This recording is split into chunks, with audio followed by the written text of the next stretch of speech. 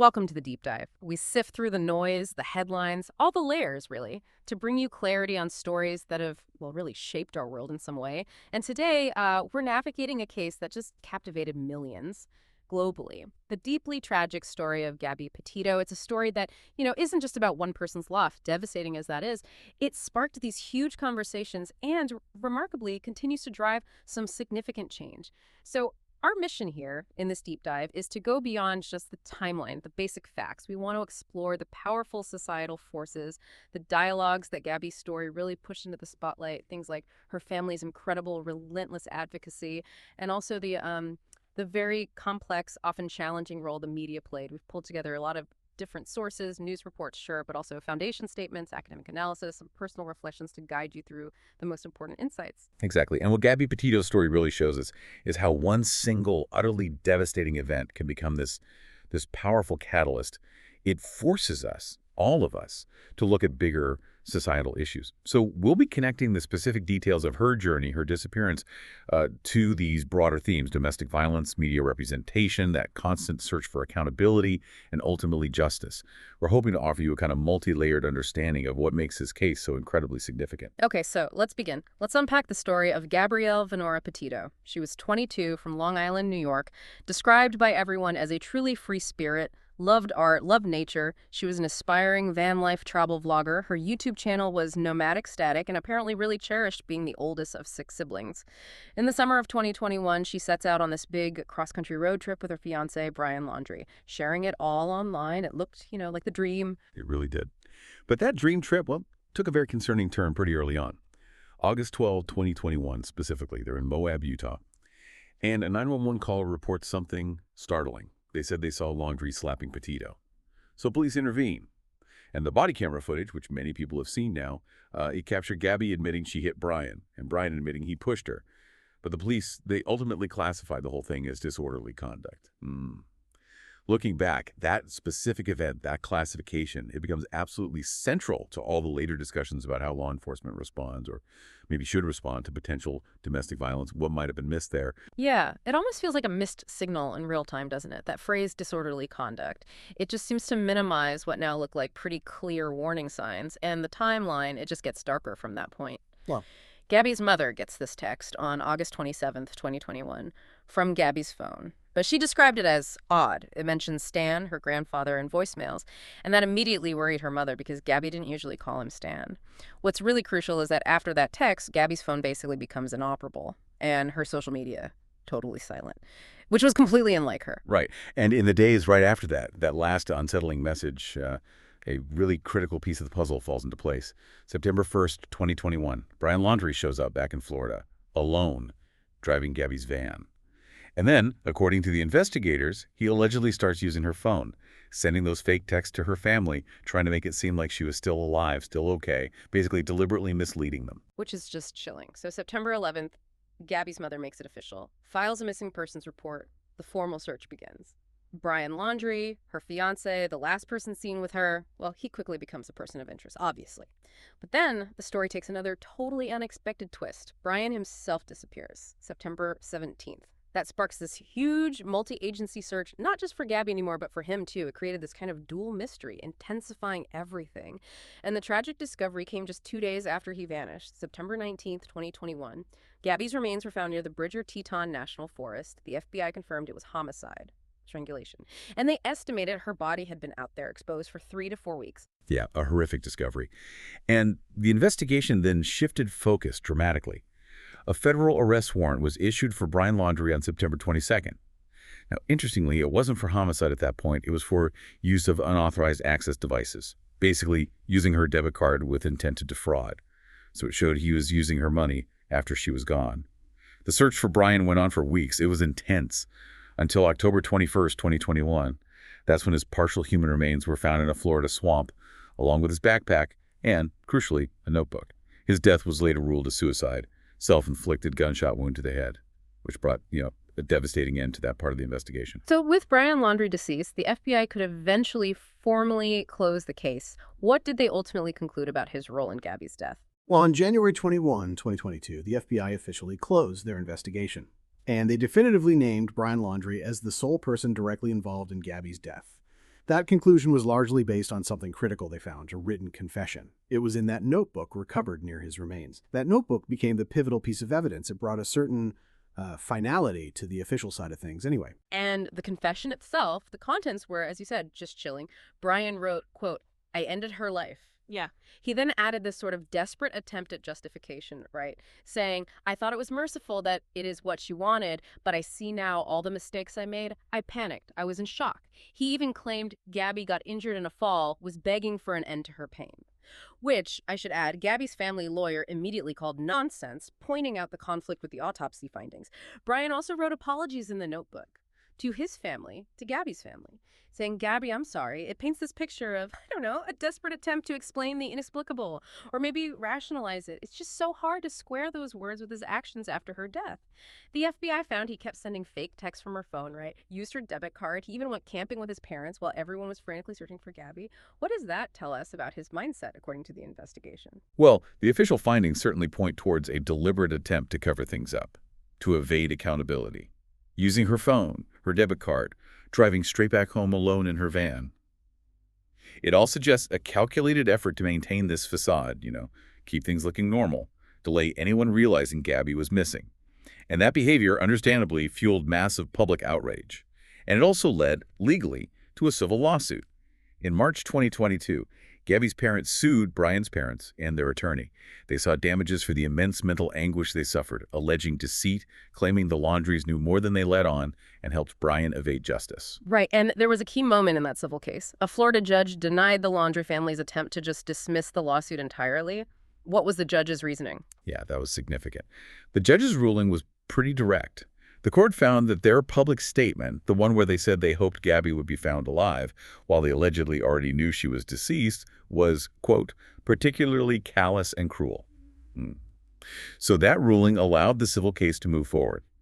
It acknowledged that the Petito family's claims about severe emotional distress caused by the Laundries' alleged actions and silence were potentially valid. Now, that civil lawsuit, it has since reached a confidential settlement. So that specific legal chapter is closed, but obviously it doesn't erase the profound emotional impact on everyone.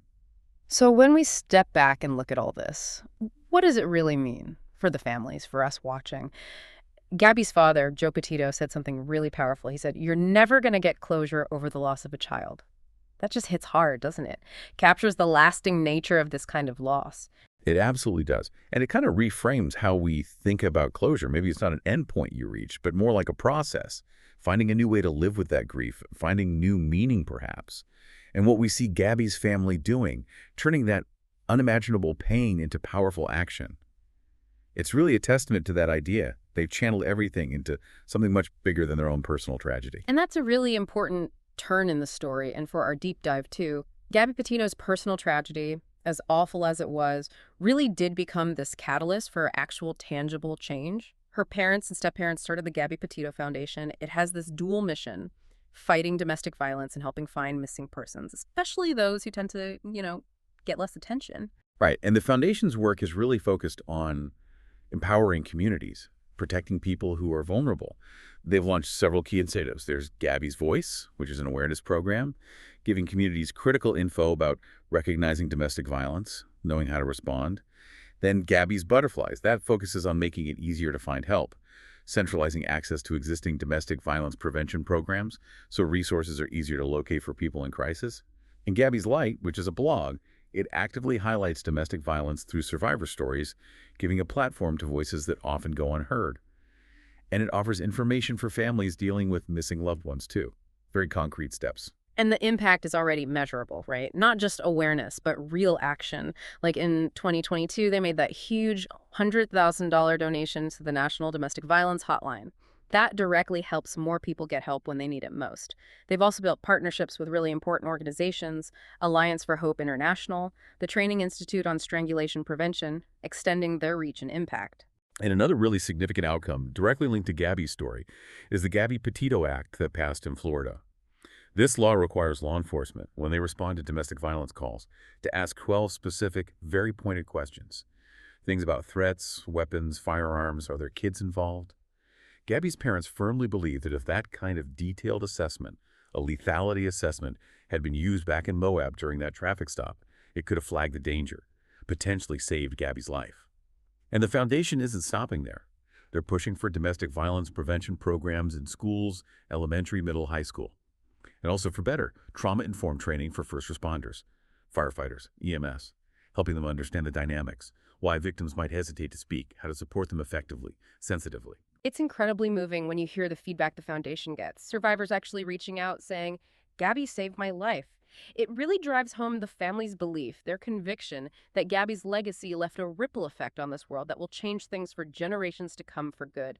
It's turning just immense grief into profound purpose. Okay, let's unpack this even further now. Let's look at the broader societal stuff that Gabby's case brought up. The role of social media, for instance, was just unprecedented. We had these so-called amateur detectives, right? The TikTok sleuters, actively jumping in, offering leads, theories, sometimes in real time. And this huge explosion of public engagement really forced a critical conversation. Whose stories get traction? Why do some missing persons cases capture the world's attention while others barely make a ripple? It highlighted some stark disparities. Exactly. And this brings us right to a concept that came up a lot in our sources. Missing white woman syndrome. It's a term coined by the journalist Gwen Ifill, and it basically describes the disproportionate, often obsessive media coverage given to missing white women and girls, particularly those from upper middle-class backgrounds. And Gabby's case, tragically, became a prime example of this.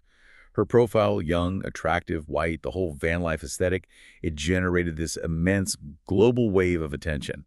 You contrast that with the literally tens of thousands of other missing individuals, especially people of color, indigenous women, who get vanishingly little coverage in comparison. And it's not just anecdotal. Empirical studies consistently back this up, showing huge racial and gender disparities in how much media attention missing persons cases receive. We're talking several times more airtime, more column inches for white women compared to women of color in many studies. That's a really powerful and frankly disturbing finding. It points to something systemic in our media, right? So if we see these disparities, what's driving them? Why does this happen based on the analysis you looked at? That's the million-dollar question, isn't it?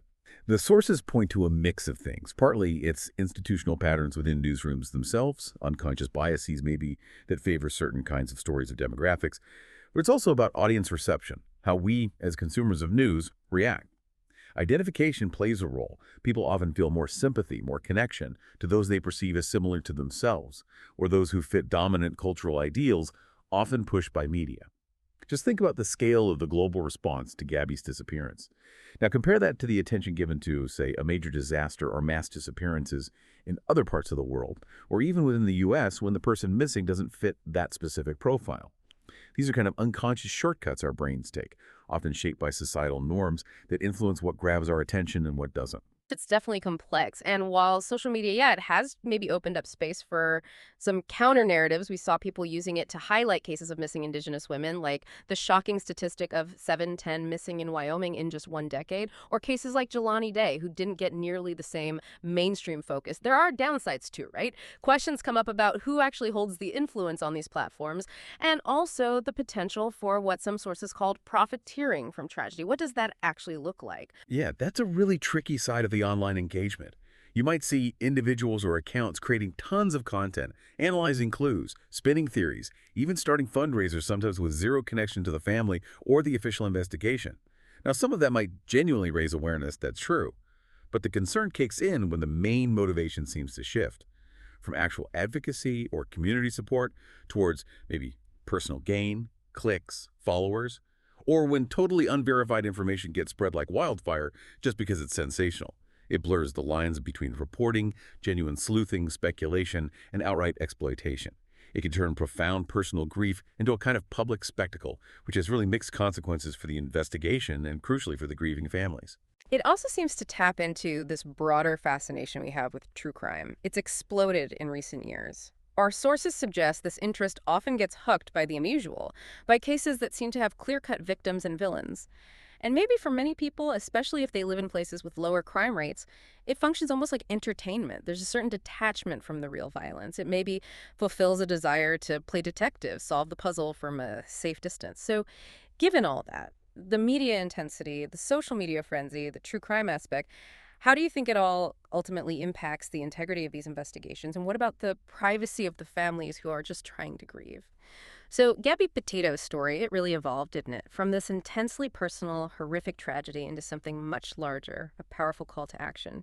It revealed both the amazing capacity for public engagement and advocacy, but also some of the most challenging parts of our interconnected world, especially how we consume information, what we choose to focus on, and what gets amplified. Absolutely. Her case undeniably throws this ongoing societal challenge into sharp relief. How do we ensure equal attention, equal urgency, equal empathy for all missing persons, no matter their background, their race, their circumstances? It just underscores how critically important it is to humanize every single individual whose story emerges and to keep pushing for more equitable justice in our media coverage, in our community responses, and in our official systems. So, as we wrap up this deep dive, maybe something to think about is how your own engagement plays into this. The stories you choose to share, to amplify, the questions you ask, how does that contribute to our collective understanding or collective response? What role do you play, really, in helping foster a society where every single missing person story gets the care, the urgency, and the advocacy it genuinely deserves?